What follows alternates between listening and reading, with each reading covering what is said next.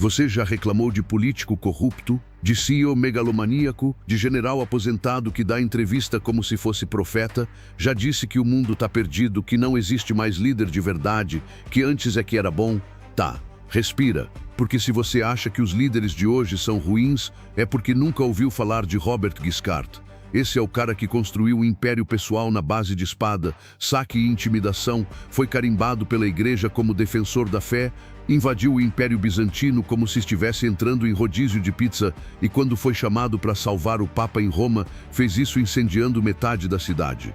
Hoje você vai conhecer a história do filho descartável de um nobre normando que virou o psicopata favorito da igreja e quase roubou o império inteiro na base da ousadia militar e da fé usada como marketing. Filmes, séries, jogos, todo mundo já viu aquela versão do passado em que cavaleiros são leais, generais são visionários e reis são sábios. O líder medieval de ficção toma decisões difíceis, mas justas, protege os fracos e morre com dignidade. Na vida real, liderança medieval significava queimar vilas para forçar rendição, colocar populações inteiras em situação de fome como tática. Significava que seu comandante visionário tinha construído a carreira sobre uma pilha de corpos de gente que nem sabia por que estava morrendo. Robert Guiscard é o teste perfeito para quem acha que quer voltar para a época de homens de verdade, porque ele era exatamente o tipo de homem que aquela época produzia. Normandia, norte da França, começo do século IX. Famílias nobres com um problema crônico, filhos de mais, terra de menos. O sistema era brutal. O primogênito herda tudo, os outros se viram.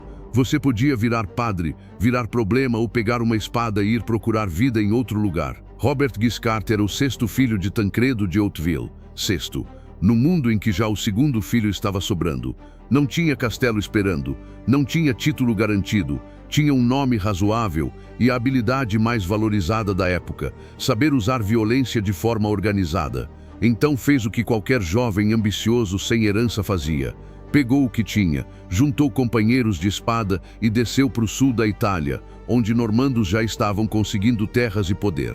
O mercado de trabalho era esse, mercenário, bandido oficializado, aventureiro armado. E por que o sul da Itália? Porque era um caos perfeito. Bizâncio controlava pedaços, lombardos controlavam outros, muçulmanos dominavam a Sicília.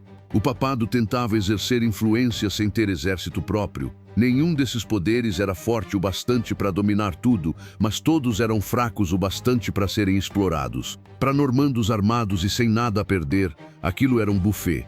Guiscard chegou como mais um entre vários, mas se destacou rápido. Não por ser nobre ou justo, mas por ser absurdamente ousado e politicamente esperto. Sabia quando lutar, quando negociar e quando trair. Começou chefiando bandos em saques pela Calábria. Construiu poder com cada aldeia pilhada, cada rival eliminado, cada aliança feita e descartada conforme a conveniência. De mercenário virou dono de território. De dono de território, ameaça regional. E de ameaça regional, algo que ninguém conseguia mais ignorar. Aqui vem a parte mais bonita do feudalismo, o momento em que o bandido vira nobre. Conforme acumulava terras e tropas, o Papa percebeu que era melhor ter Guiscard como aliado que como inimigo. E Guiscard percebeu que um título papal valia mais que 10 batalhas, porque dava legitimidade. Os dois fizeram o que qualquer dupla de oportunistas faz, um acordo. Em 1059, o Papa Nicolau II reconheceu Roberto Guiscard como Duque da Apulia, da Calábria e com generosidade quase cômica futuro senhor da Sicília, que ele ainda nem tinha conquistado. Em troca, Guiscard jurou lealdade à igreja.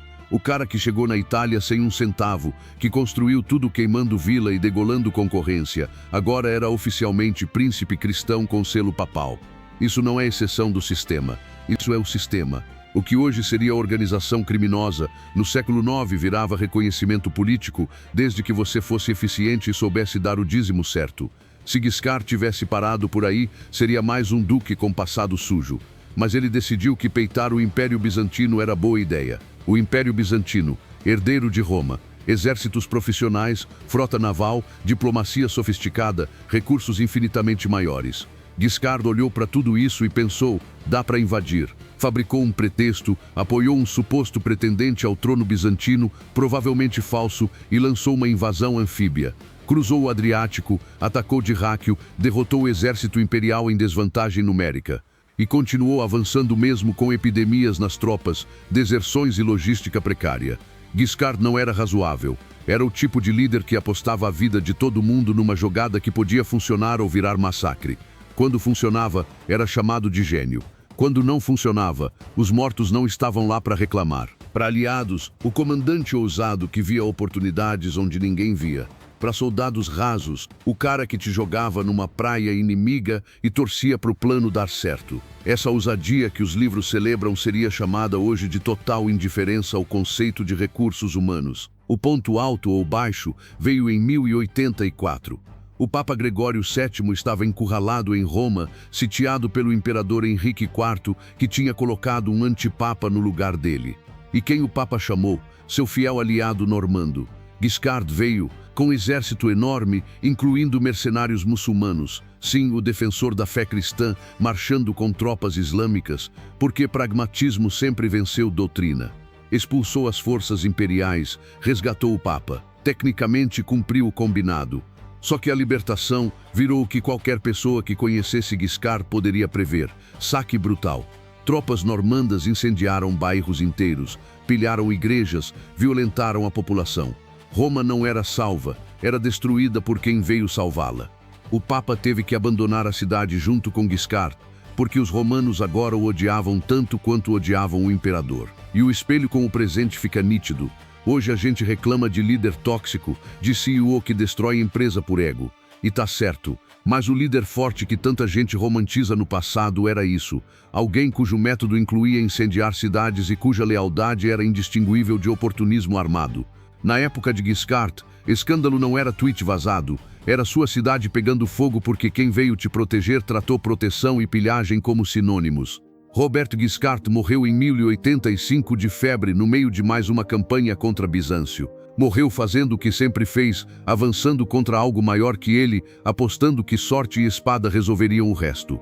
Guiscard não era um erro de sistema, ele era o sistema em carne e osso. Um mundo em que poder significava violência organizada, religião era marketing político, honra era desculpa para pilhagem e lealdade era descartável, produzia exatamente esse tipo de líder. A crítica aqui não é a bravura dessas figuras, é as condições absurdas que chamavam esse tipo de carreira de liderança, e ao jeito que a cultura pop insiste em transformar o passado num álbum de honra, apagando o cheiro de fumaça, sangue e saque. Competente, era, corajoso, sem dúvida. Seus inimigos jogavam o mesmo jogo violento, jogavam, mas nada disso torna aquele mundo admirável, torna ele compreensível e muito diferente da fantasia que vendem para você em 2 horas de filme com filtro dourado. Na época de Robert Guiscard, você não precisava ser mau, só precisava estar no caminho de alguém ambicioso o bastante para arriscar sua vida numa jogada genial. Então, depois de conhecer o currículo completo desse cara, você ainda tem coragem de dizer que antes é que era bom. Ou vai agradecer por viver num mundo em que ousadia de líder não inclui incendiar a sua cidade. Se esse vídeo te fez repensar pelo menos uma frase pronta sobre o passado, se inscreve e ativa o sino, porque aqui a gente não vende fantasia medieval. A gente mostra o que acontecia quando a fantasia acabava.